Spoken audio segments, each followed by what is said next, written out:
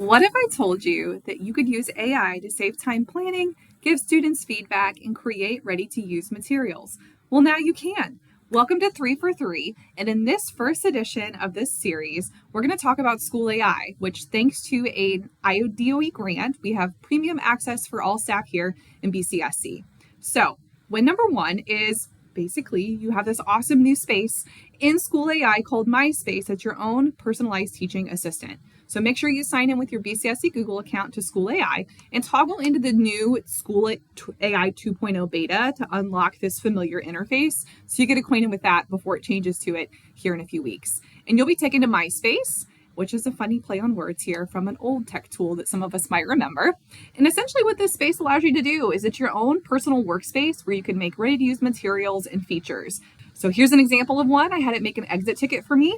You can have it make leveled reading passages, translate text, slides, icebreakers, formative assessment questions, lots of ideas. And whenever I'm ready to export this or edit it further, I can continue in this chat. Or if I click this particular item, it already knew I wanted this in a Google format where I can export it further. So that's win number one. Win number two is that there's this really awesome feature in SchoolAI where you don't have to reinvent the wheel. There's lots of teacher-made materials already prepackaged for you that you can remix, edit, adjust for your students' needs or your own personal use. So you don't have to start from scratch. PowerUps are one of those features which you can access in your MySpace section of SchoolAI. So if you want to check those out, those are the features that make content interactive. So you can make flashcards for your students. You can make documents like Google Docs, Google Slides, coming soon in Google Forms.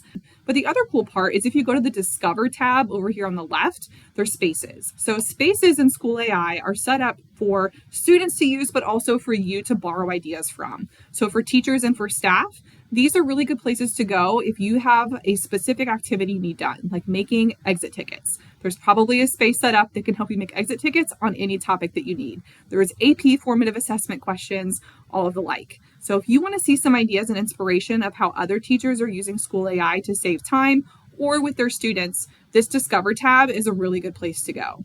The third win that I want to mention to you today is the student side of SchoolAI. Unlike other AI tools that are out there that are education-based, SchoolAI does have a student-facing side of this, where you can give them practice on standards that you're studying, AP exams, iLearn practice, writing feedback, all of the ideas that are there.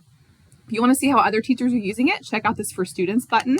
But what's really cool is that you can align it to specific resources that you upload, your own lesson plans, and then it gives you a detailed data dashboard on how students are doing. So here's an example I have with some fake students planning a dream vacation. I can see their whole thread here. I can see the responses that the AI gave them, and I can even demo this before I launch it to my students.